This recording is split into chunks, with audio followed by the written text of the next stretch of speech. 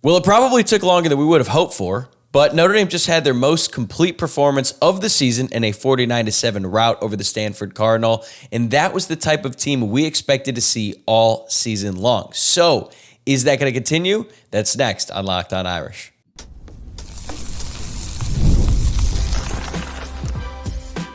You are Locked On Irish, your daily podcast on the Notre Dame Fighting Irish.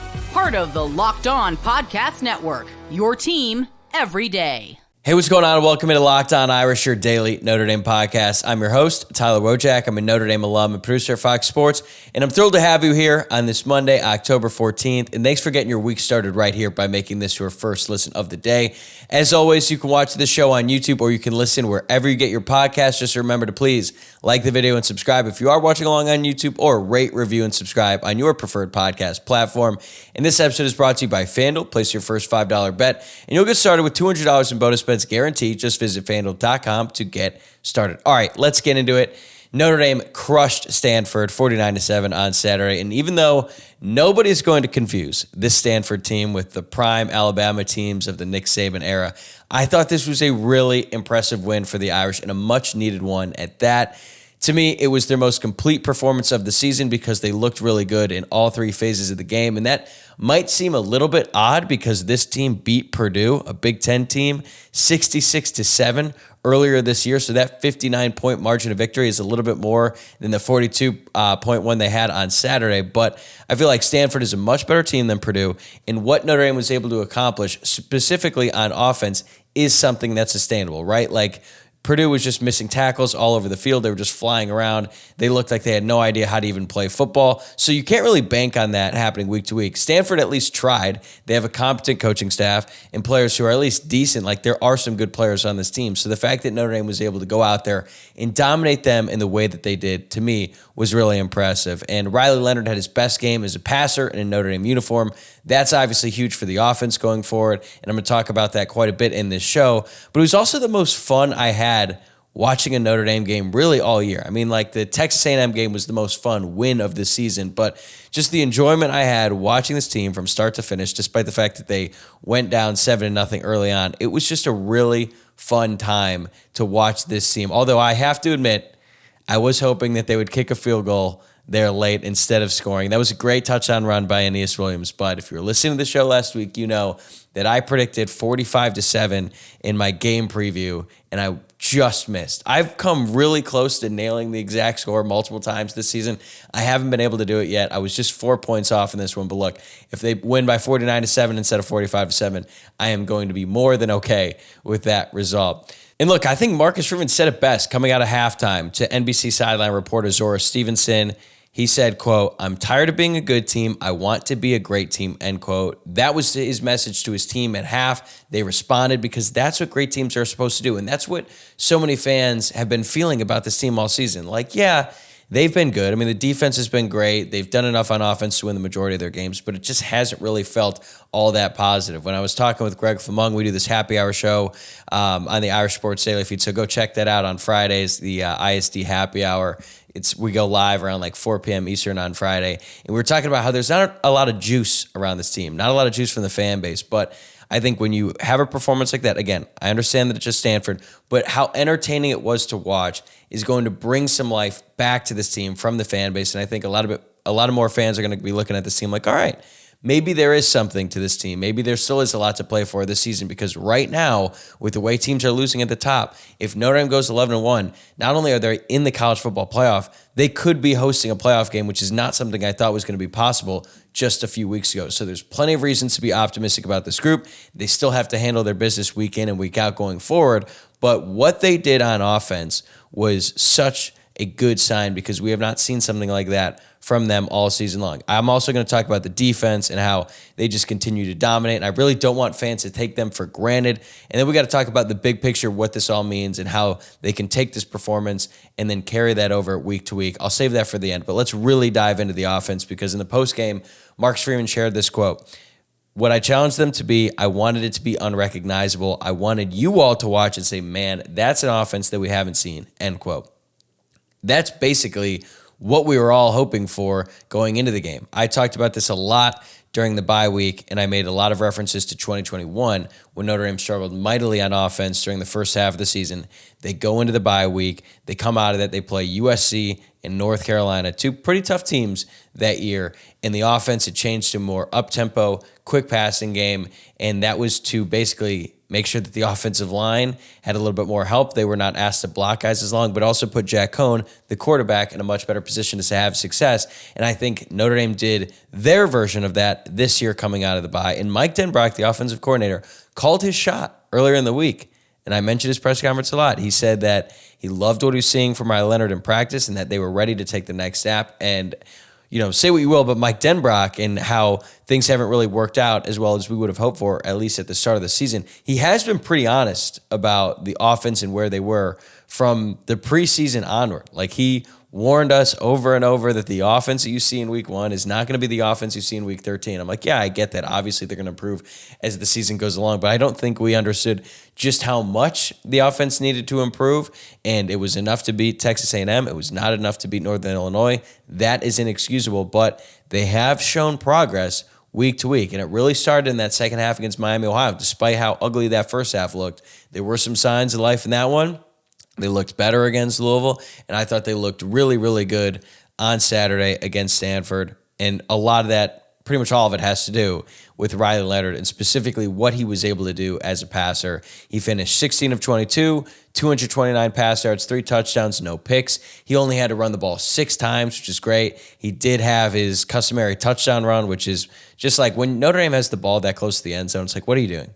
Stop messing around. Just give the ball to 13. Let him run up the middle for a touchdown. Also, great block by Jeremiah Love on that play. Going to talk about his usage here in a second, but really, really loved what I saw from him. He was pushing the ball downfield. He finished with 10.4 yards per attempt, 14.3 yards per completion. Those were his best numbers of the year in that regard. And he was 2 of 4 on passes of 20 more yards through the air for 78 yards. And honestly, one of those was a PI to Bo Collins that was picked up.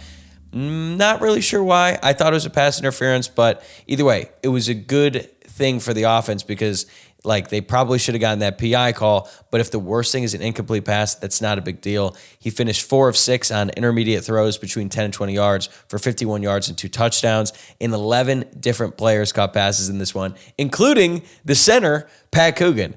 And it's just a good day for you because when Riley Leonard made his worst pass of the day, he threw it right into the hands of a linebacker on Stanford who I think was just shocked that the ball was on him that quickly because it was literally right to him. Bounces up, Pat Coogan catches the ball and immediately shows some natural ability with the ball in his hands because then he protected it, gained 5 more yards to get the first down. I was like, okay, if this is happening for the Notre Dame offense, this is a good sign because if Notre Dame was going to lose that game, that would have been picked off and probably returned for a big gain by Stanford. So the fact that it bounced into Pat Coogan's hand and he was able to get the first down, I was like, okay, it's going to be a good day for this group. And up to this point, Riley Leonard hasn't really handled pressure very well in the pocket, but that was not the case on Saturday. We knew going into this game that Stanford was going to blitz and blitz often, and they blitz on 18 of his dropbacks.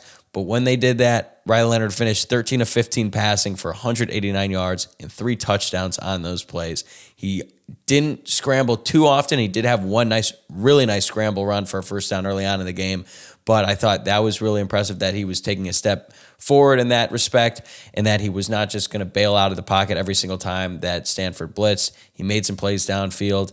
And Mike Denbrock and Riley Leonard looked like they were in complete sync in this one. For the first time really all season, they were breaking tendencies, which is also something that we expected coming out of the bye because they did a bunch of self-scouting. They're like, look, we struggle mightily on third down, and that's because on first down, we're not moving the ball forward at all. So this game, they were breaking tendencies. They were throwing the ball a lot more on first down. Like I said, they were not running Riley Leonard as much, and they ran way more RPO, the run-pass option, than we have seen all year. Riley Leonard finished 7 of 10 on play-action passes for 105 yards and 3 touchdowns. That really has not been a big part of the offense this year. And Luke Smith and I were texting back and forth. We were like, when was the last time Notre Dame ran the RPO that effectively? I think it was the second year of Ian Book in 2019. They ran it a lot more, but they have not run it a lot since they did on Saturday. And I thought that touchdown pass to Jane Thomas on the RPO was maybe Riley Leonard's best pass of the season. I mean, the one with the most stakes was the pass to Bo Collins on the game-winning touchdown drive against Texas A&M, sure. But what Riley Leonard did, carries out the fake. He's got a defender right in his face. He stays in the pocket, moves his eyes to get the defender to move, and then he puts the ball in a spot where only Jane Thomas can get it. Again, with pressure coming at him. It was a great, great pass, and also great for Jane Thomas for catching another touchdown. It's his first touchdown pass of the season, and I've mentioned before just how effective he is in the run game. Go watch the Jeremiah Love touchdown run again. Watch Jane Thomas's block on that play. He literally pancakes a dude and then starts running up the field, realizes what he did, looks back, and he starts pointing to the defender that he put on the ground, and it was a great moment. I'm like, man, I'm glad that he's finally being rewarded for all of his efforts as a blocker in the passing game because he scored a touchdown. Great pass, great catch by Jane Thomas. And when the things are clicking like that, all of a sudden you put yourself in much better situations on 3rd and 4th down, and that's a big reason why Notre Dame finished 6 of 11 on 3rd down and 3 of 3 on 4th down conversions in the game. That's their best performance of the season in that regard. And look, was Riley Leonard perfect? No. He missed Jane Greathouse in a deep pass. He underthrew Bo Collins in a deep ball where if he had thrown it to him in stride, that's a touchdown by Bo Collins. I get it. I also understand that if you don't like Riley Leonard, if you want to see Steve Angeli out there, you are going to point to those mistakes and say Steve Angeli would have converted it. Maybe so, right? But I think you're just ignoring all of the really, really positive stuff we saw from Riley Leonard in this one. And if he can pass the ball like that on a consistent basis going forward and then run when he needs to, because again, they were holding him back in this game, which I'm glad they should do that to protect him. But in big games where they need a big run or something like that, they need a new asset in the run game. Like, we know how good of a runner Riley Leonard is. So when you have to combine his running ability with his now downfield passing ability, like, that is such a nightmare for opposing defensive coordinators. And that's why we've said all season long that defensive coordinators would much rather Steve Angeli be in the game than Riley Leonard, with all the understanding that Riley Leonard needed to improve as a passer. Well, finally, we're starting to see that, and he looked really good on Saturday. It was a big day for the Notre Dame wide receivers who have not really had a ton of production to date. Bo Collins led the way again, 4 receptions, 85 yards. Chris Mitchell got his first touchdown in Notre Dame uniform. Really happy for him, man. He had 4 catches, 32 yards. I already talked about Jane Thomas. Jane Greathouse got in on the action as well, 1 catch for 19 yards. KK Smith had a nice play on the sideline, 1 catch for 25 yards. I mentioned Pat Coogan. Deion Colsey even got a catch. And all this talk about the passing game, we're forgetting that Notre Dame finished with 229 rushing yards against the 12th ranked run defense in the country going into this game. Now, I know that has some caveats as well because Stanford's rushing, their rush defense numbers were a little bit inflated because of who they played, but still, that's a pretty good run defense, man. And this was a big bounce back game for Jadarian Price. He finished with 12 carries for 49 yards and a touchdown. But I think the more important thing there is that he was getting the bulk of the carries early on in the first game after he was benched against Louisville. So I think that was a clear sign from the coaching staff that they believe in Price, that they trust him, and they were kind of force-feeding him early on. I do think that was to the detriment of Jeremiah Love, who only had 7 touches in this one, but he finished with 78 total yards and a score. Obviously, you want to see Jeremiah Love getting more than just 7 touches in a game, but when you blow out a team like Stanford in this situation, I get it, right? You want to send a message to Price, and I think that after that Louisville game, he's probably really, really down, and then you add in the fact that they had a bye week right after that. Like, that game is probably going to stick with him for a long time. So good for him to get out there.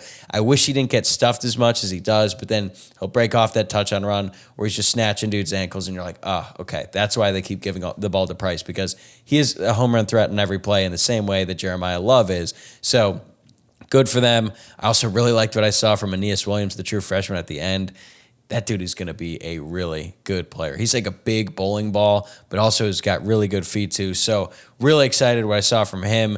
If I had any concerns about the offense in this one, it's just the fact that Mitchell Evans is still not really a part of the offense right now. He was out there for 25 plays, no catches. So a little bit odd, something to monitor going forward, because I thought this would be a big week for him because he had the bye, and I was like, okay, well, now that he's recovering from his ACL injury, maybe this was going to be the game where he really breaks out this season. It hasn't happened. Something that we're going to monitor going forward, but overall, just really impressed with what I saw from the offense. And is it fair to wonder why it took this long for Denbrock and Riley Leonard to get on the same page?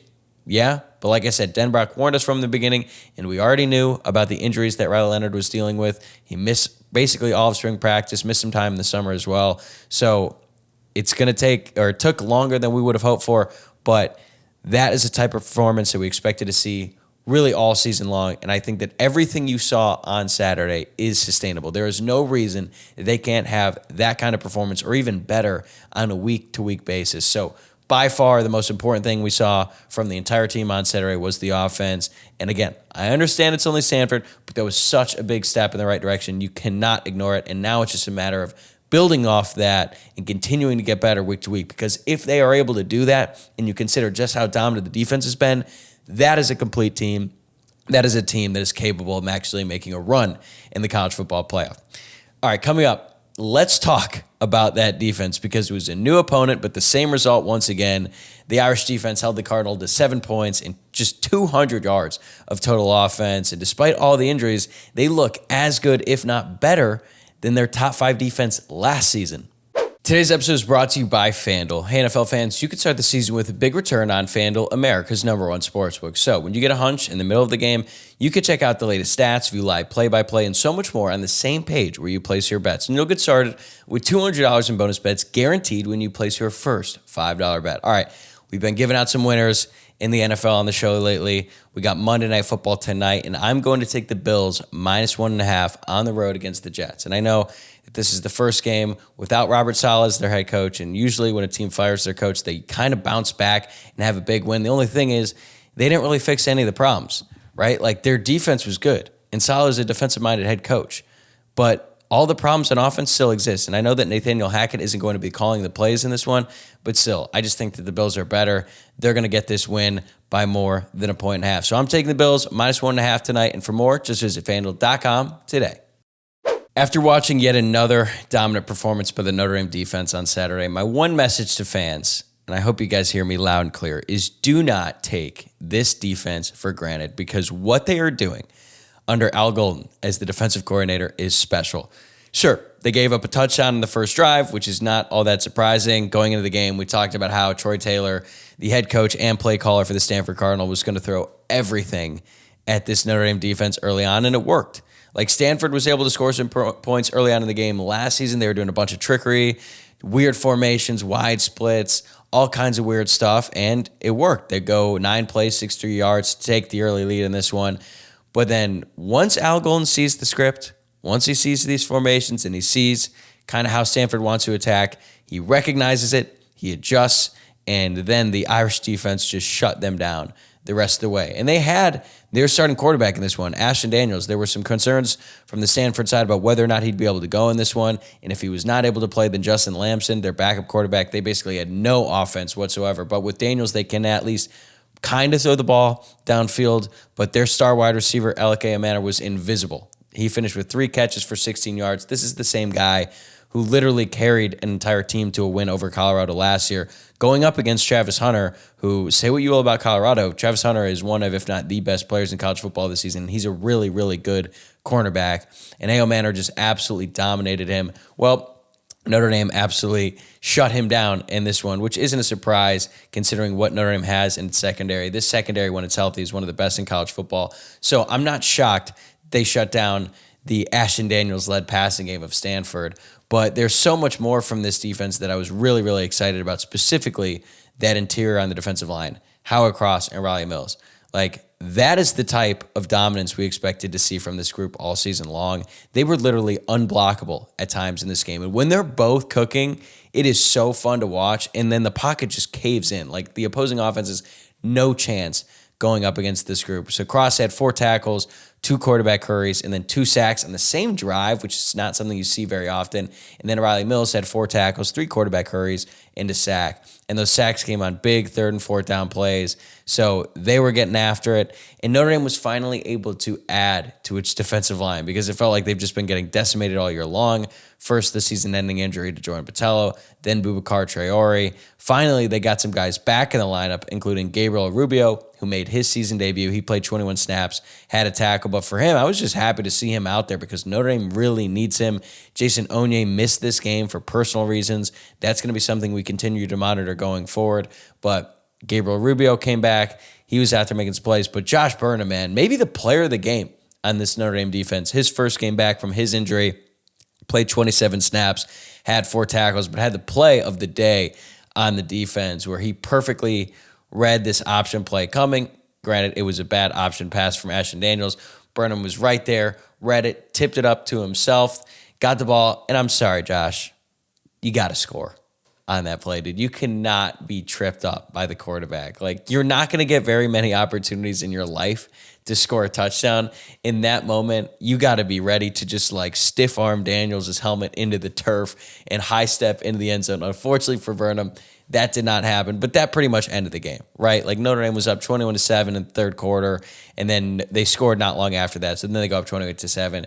The game was never really in doubt anyway, but that kind of sealed it for them, and it was just a really heads-up play by him. So happy to see that he was able to come back and look as ready to go. So then you have Howard Cross or Riley Mills playing like they are. And you're like, okay, that's a huge sign, and that's a big step in the right direction for them. You've got Josh Burnham emerging, and if you remember, Al Washington was saying throughout preseason camp, like, Josh Burnham has made the leap, and he was playing really well to start the season, but then he got hurt, and then he missed some games. But, like, if he can play like this week in and week out, that is huge because Notre Dame really needs that help at Viper, and that's exactly where Josh Burnham has been cross-training to allow more reps for Bryce Young at strong side end. And I want to focus on that because, you know, it's been brought up by a couple other Notre Dame media outlets now. I've seen it going around, but I think it's time we have a conversation about who should start at the strong side end, because you've got the Duke transfer, R.J. Oben, and you've got the 5-star true freshman in Bryce Young.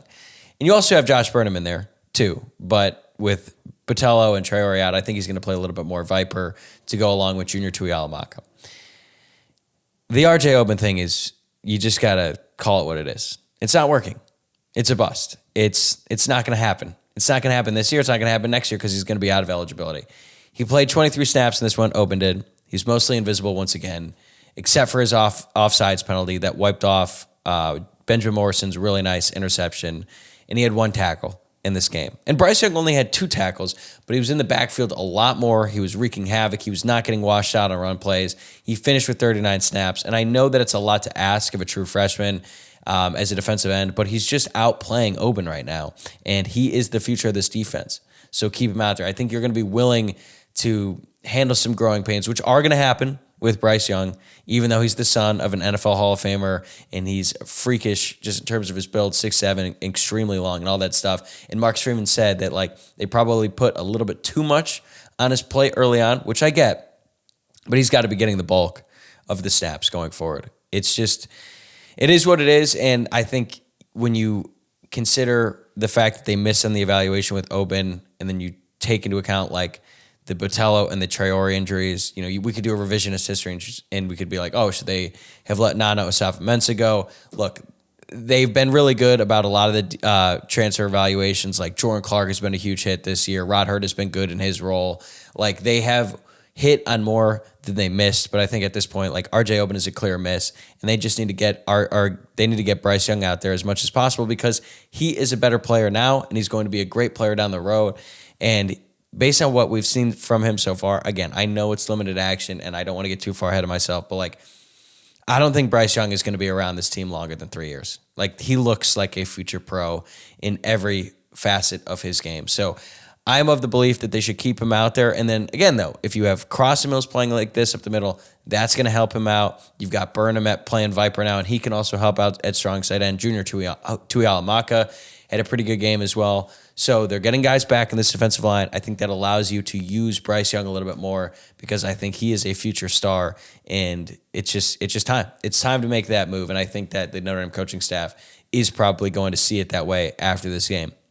I also want to talk about the linebackers for a little bit. Drake Bowen led the team in tackles with 7. He continues to ascend. I think what you're starting to see from this linebackers are Jack Kaiser, to me, is still the best one. I know that he's nursing that injury that forced him to miss most of that Louisville game.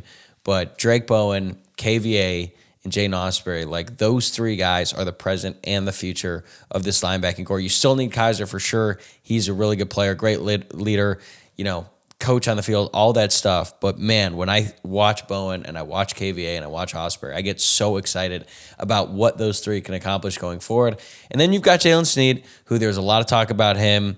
He didn't even play in the first quarter. I don't know if that was a suspension or just that was a product of the fact that there really wasn't that many drives this one. The first half flew by in this game. It ended up being a really long game because of the weather delay going into the fourth quarter, but the first half was over in like a split second.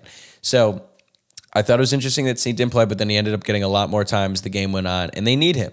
I don't know if he's going to be around after this year because I think it's kind of clear that he is the 5th best linebacker on this team, but they still need him to get after the passer. He can play on the edge. He can still bring some things to this table for the Notre Dame defense. And I just look at them as a whole, and you think about how dominant the secondary has been, the young linebackers and the potential there, and now this defensive line who had been kind of getting decimated by injuries going into this game, finally punching back, adding guys, and having a really good game like this one. I think this defense might be better than they were last year. And that's crazy because this was a top 5 defense. Right now, they are top 10 in like every single major statistical category. And I think when you take the injuries into account, it does hurt them a little bit because their depth is really being tested.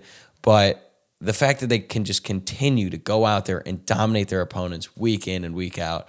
Again, I know Stanford is not a great offense, but they don't even give teams a life. Like, there's not even any hope. And, I mean, unless the offense literally gifts the other team points, like Notre Dame did against Louisville, where they just basically gave the Louisville offense 2 possessions in their Notre Dame's 10-yard line, like, this defense is not giving up 20 points. They're probably not giving up more than 14 points. So if the offense can just be good, then this team is going to win out. And I'm just telling fans, do not take this group for granted because I know that the offensive struggles have been the major talking point of the season. I get it. It's not fun to watch when the offense is struggling, especially when you go out and get a guy in the transfer portal. Me and Greg talked about this a lot in the Happy Hour show last week. Like, you look back to those teams in the Charlie Weiss days in 05 and 06 and how we talk about those teams and how much fun they were to watch and how much juice there was about those teams. Part of it was because Notre Dame had been down for so many years before that, but a big reason why fans loved it so much is because their offense was scoring points. They were throwing the ball all over the yard. They had really fun receivers and Samardzija and Stovall and all that stuff. Those teams didn't win anything of importance, right? It's because their defense was terrible. They lost to a terrible Michigan State team in 2005. You know, they gave up a bunch of points to USC, which is forgivable, sure. But then in 2006, they got dominated by Michigan and USC, and it was because their defense wasn't good. So, yeah, sure, the offense is fun. It's exciting. It's entertaining. But defense is going to win you the most important games. And what this Notre Dame defense continues to do week in and week out is so impressive.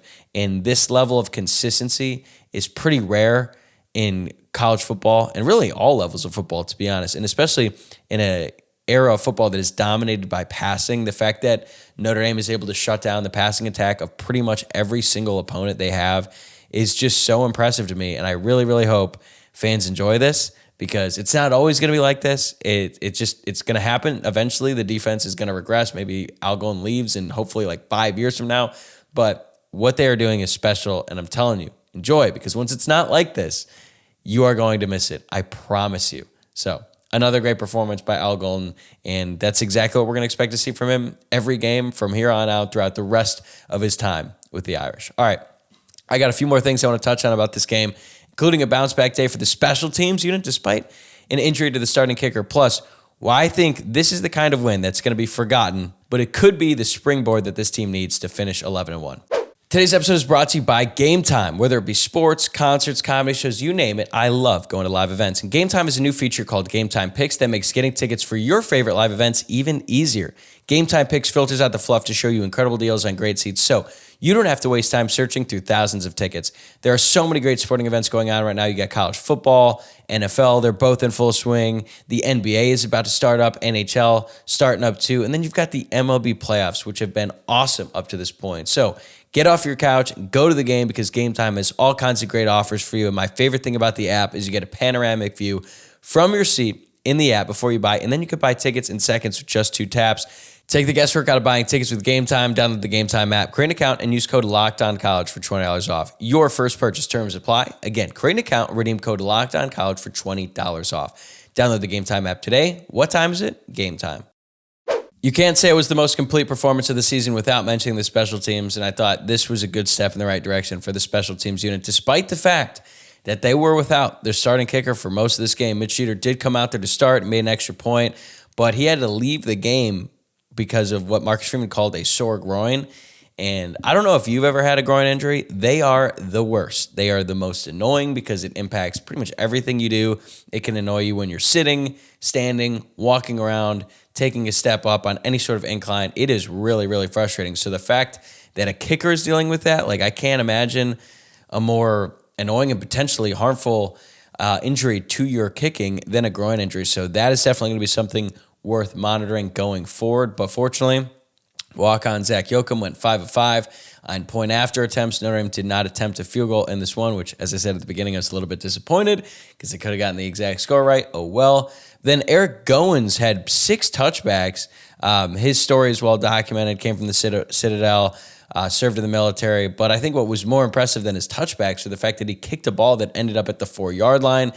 That was a play that got reviewed because Tiger Bachmeier, he made a nice play on that thing, man, because that's what you're supposed to do. If the ball is getting close to the sideline, you're supposed to lay down with your feet out of bounds so that when you recover the ball, it's out of bounds and it's a penalty.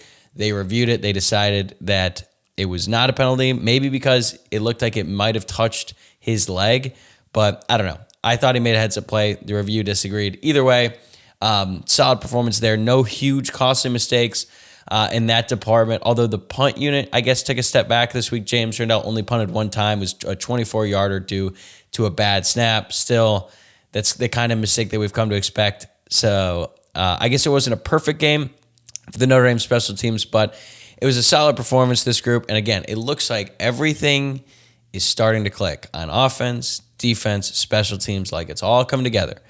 And as I said earlier, if the offense can just replicate that performance week in and week out, this team is going to finish 11-1 and potentially host a playoff game and hopefully win that playoff game. Is that likely? It's hard to say because of the peaks and valleys of the Marcus Freeman era. Like, it's more likely that Notre Dame has a stinker for one of their 6 remaining games left on the schedule. Again, that is what history tells us. Hopefully Notre Dame can buck that trend and they can continue to play really solid football and offense going forward because we know what that defense is going to do. And as long as they avoid really costly mistakes on special teams, that should be enough for them to win every single game left on the regular season schedule. And if they can really play anywhere close to that level offensively, specifically in the passing game, like that should be enough because as I said earlier, this defense is not giving up more than 14 points in a game unless the offense literally hands them the points. And so far this season, we've come to expect the defense to just carry the weight and sort of mask all the other mistakes that the offense and the special teams are making. And this one, they didn't need that. They didn't have to cover up any other mistakes. The offense was going out there. They were delivering punches of their own. So that was great to see. And the fact that the special teams is getting cleaned up a little bit. I really like Max Hurlman back out there on punt returns. Like, he is not going to go out there and just fair catch it for the sake of fair catching it. Like, he grinded out a 13-yarder. He likes the contact, and it seems like he's become a leader on this team since he transferred over. Like, he's got a great story, and I think what he's able to do in the special teams is a big, big help. So when I look at what this team was able to accomplish against Stanford, the fact that the offense continues to improve, the defense is so good, special teams are starting to figure it out. Like, there is so much more ahead for this team. And I know that after the Northern Illinois game, I was like, I don't see this team finishing 11-1. There's still a good chance that they trip up. But now it feels like their best football is ahead of them, which is not something we really expected. It was something that we were hoping for. We're like, man, I hope the offense figures it out. Not just so that this team can win some games, but because it'd be a lot more entertaining to watch. Well, it looks like they're starting to do that. Mike Denbrock called a shot. We're starting to see it now. They need to do it on a week-to-week basis. And is it going to be enough for this team to win a national championship? Almost certainly not. This is not really a national championship level team. We thought maybe it could be going into the season, but I think at this point, based on what we've seen so far, the injuries, all that stuff, this team is not going to win a national championship, but they could make the playoffs. They could definitely win a playoff game, but in order to do that, they need to continue to all be pulling in the same direction, get the offense, defense, and special teams clicking. And if they do that, they are absolutely going to finish 11-1. They need to play well against Georgia Tech and Navy coming up. And then if they're able to beat both those games, I've talked a lot about how much Navy scares me on this show, but if they're able to go into the next bye week with just one loss, I think at that point, then we could start thinking about potential playoff matchups, things like that. And I think that people on the outside, like not just Notre Dame fans, people in the national media, people who pretty much tuned Notre Dame out after the Northern Illinois loss, are going to start coming back to this team. And they're going to be like, oh, what's Riley Leonard doing in the passing game? Who's this Jeremiah Love guy? How good is that defense? If they continue to win and they continue to dominate their opponents like they did on Saturday, I think you're going to start to see a lot more momentum about Notre Dame. And look, I know that right now they're ranked 12th, so theoretically they would miss the playoffs, but teams are going to lose, and all Notre Dame has to do is take care of their business week in and week out. If they do that, they're going to make the playoff. They're going to host a game. They could win one. So this is the type of game that they needed. They needed to prove it to themselves that they could do it in all three phases, even though it's against Stanford, even though there's probably not that many people watching this game because of all the other great college football games going on Saturday. If Notre Dame finishes 11-1 and they go to the playoffs and all that stuff, we're not really going to be talking about the Stanford game as one of the better games of the season, but I do believe that it could be a turning point for all that other stuff to be possible because of the way that they played in all three phases. This was a lot of fun. This team looks fun. And if that's the case, this special season that we all thought could happen before this season actually started, it still could happen. It just took a little bit longer than we would have hoped, but everything is still in play for this team, and it's going to be really interesting because now they've had success. Are they going to be able to handle that well? That's been the big talking point about this team after that loss to NIU. We're going to start to see because the train's rolling. I hope they don't stop it. All right, that's going to be a wrap for this episode. Thanks again for making Locked On Irish your first listen of the day. Luke Smith is going to be on tomorrow, as he is every Tuesday. We're going to go over our final thoughts and the three things that we liked and didn't like from the Stanford game, so I hope you tune in for that. In the meantime, remember to subscribe on YouTube or wherever you're listening to the podcast, and I'll see you tomorrow. Same time, same place.